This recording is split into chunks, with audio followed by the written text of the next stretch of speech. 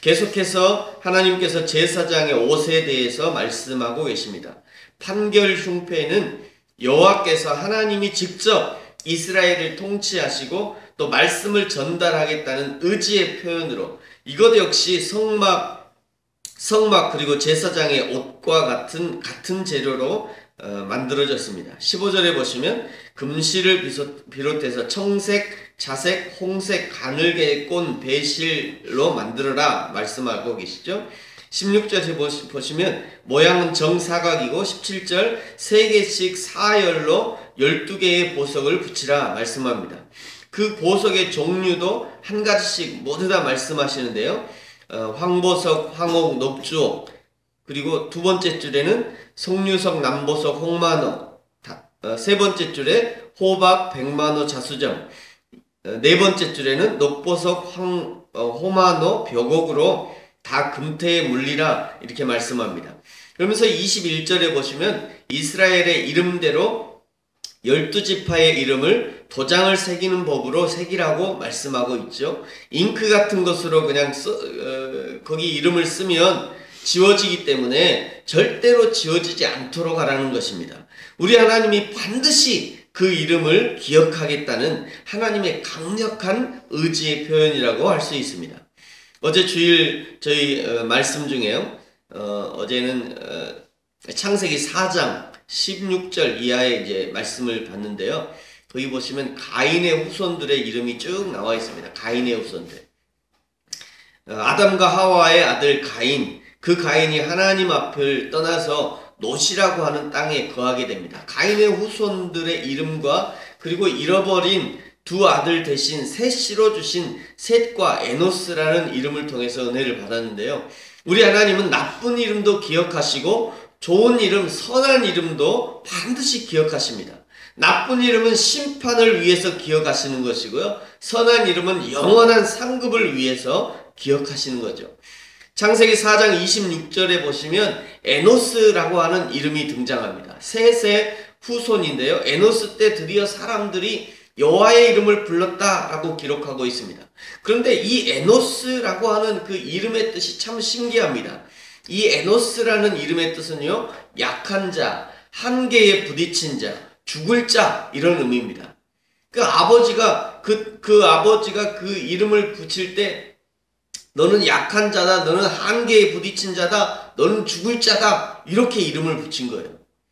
근데 그 위에 보면 가인의 아들 중에도요, 무흐야엘이라는 이름이 나옵니다. 무흐야엘. 이 무흐야엘이라는 이름은 더 심각한데요. 하나님의 저주를 받을 자다, 하나님이 쓸어버릴 자다 이런 의미예요. 이 무흐야엘은 그러니까 그 가인의 후손인데 가인이 누굽니까? 하나님을 떠난 자고 살인한 자 아닙니까? 그 살인한 자, 하나님을 떠난 자의 아들의 이름이 무흐야엘이다. 그러니까 무흐야엘이 도대체 어떤 사람인지 성경은 안 나와요. 거기 딱 이름만 나오는데 제가 그거를 이렇게 하면서 어떤 이 이름이 생각나냐면 예전에 저희 어머니가 이제 저희 그런 얘기를 해주셨어요. 예전에는 어떻게든지 아들을 낳아야 되잖아요. 어머니들이 아들을 낳아야 되니까 딸을 2명, 3명 딸을 찾고 나면 네 번째도 딸을 낳으면 어머니가 그러시더래요. 에이 너는 죽어버려라 하고 그냥 이게 뚫뚫 싸가지고 이불로 뚫뚫 싸가지고 저 운목에다 그냥 밀어놔 버렸대. 그러면 죽으면 죽고 너 아들 아니니까 죽으면 죽고.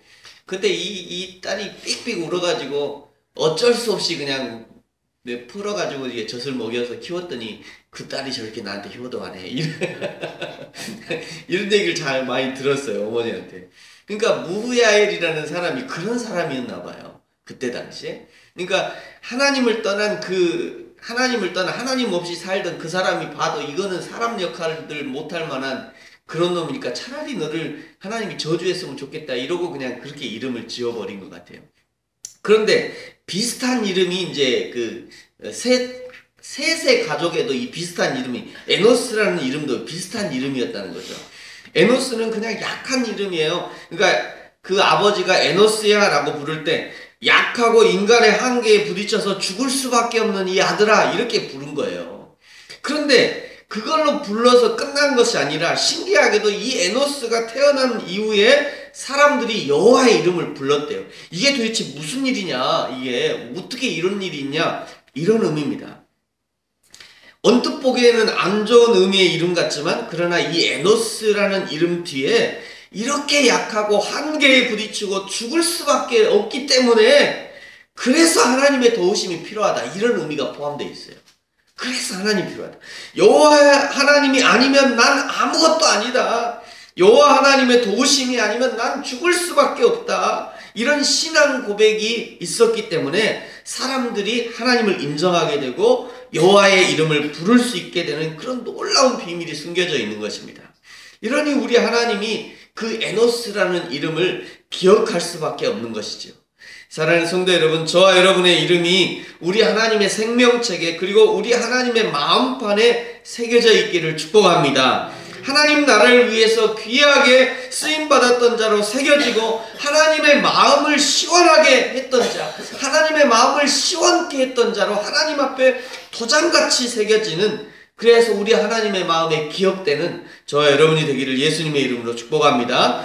22절부터는요 이제 12보석을 장식하기 위해서 순금으로 노끈을 만들고, 23절 금고리를 달고, 24절 흉패 두 끝에 금고리를 꿰어서 매고, 25절 그 금사슬로 에봇 어깨 금태에 매고, 26절 금고리 둘을 양쪽 가 안쪽에 에봇에 닿는 곳에 달고, 27절 어깨바지 아래에 매는 자리에 정교하게 찬띠에 매고, 28절 청색실로 단단히 떨어지지 않도록 묶어라. 29절 아론이 성소에 들어갈 때 이 흉패를 가슴에 붙여 여호와 앞에 영원한 기념으로 삼으라. 뭘 이렇게 그냥 복잡하게 말씀하시나 몰라요. 그냥 이렇게 막 묶어서 매라 이러면 될 건데, 하나님은 얼마나 꼼꼼하신지 말이죠.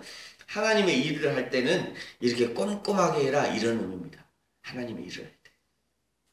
여러분, 제가 이렇게 우리 계단 내려올 때 이렇게 벽에다 쫙 붙여놨잖아요. 여러분 한번 그냥 한번 보십시오.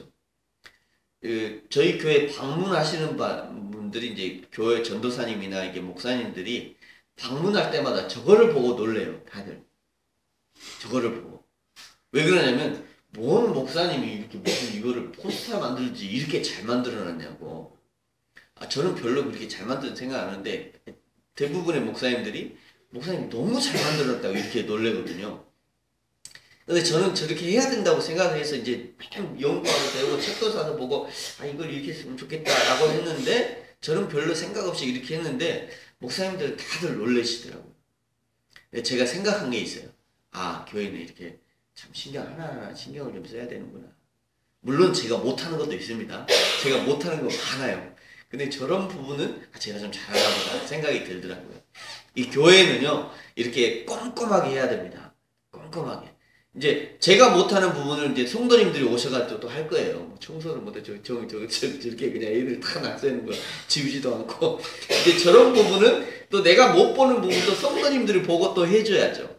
이런 부분, 교회는 어쨌든 이제 하나님이 꼼꼼하게, 대충 하지 말고 하나님의 일들은 꼼꼼하게 하라. 그런 부분이 바로 이런 부분이라고 할 수 있습니다.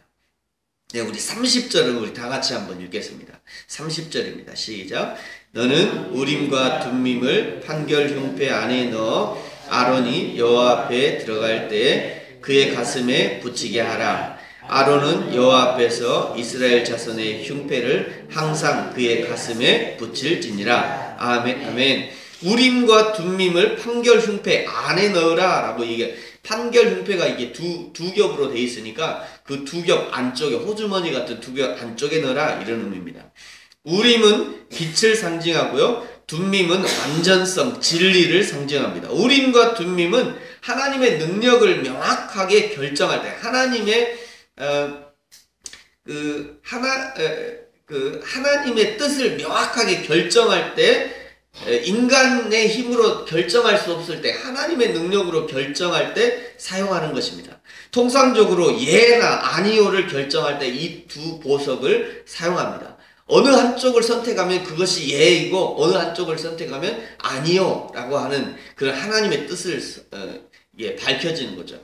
마치 바둑알에 흰 돌과 검은 돌이 있어서 어느 것을 하나를 선택하면 이것이 예고 아니고 이렇게 하는 것입니다. 제비뽑기와 같은 기능인 것이죠. 사람의 지혜로 알 수는 없지만 그러나 우리 하나님은 아시니까 정확하게 예와 아니오를 뽑아주시겠다, 이런 의미입니다.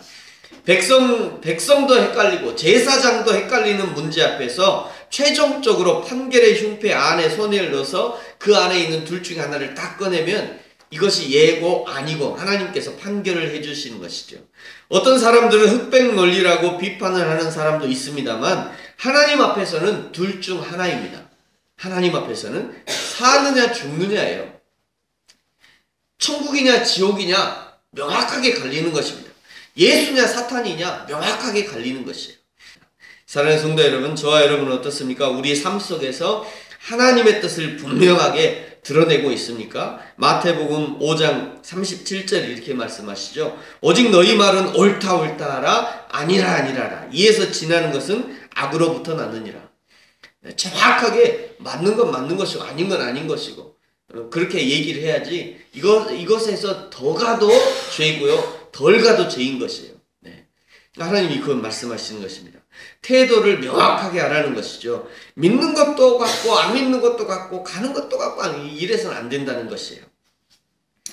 네. 뿐만 아니라 우림과 둠림을 통해서 하나님이 정확한 답을 내놓을 테니까 네가 판단할 수 없는 그 일에 대해서 나에게 내놓으라, 이런 의미도 포함되어 있습니다. 아직 하나님 앞에 내어놓지 못한 그런 일들이 있습니까? 그것이 무엇이든지 내어놓으십시오. 하나님이 이 일 가운데 개입해 주시도록 요청하는 것이죠. 오늘 이 하루가, 그리고 우리의 인생이 하나님이 우리의 삶에 개입하심으로 애매한 중간지대가 아니라 명확한 하나님의 편에 서는 저와 여러분이 되어지기를 예수님의 이름으로 축복합니다. 같이 한번 기도하겠습니다.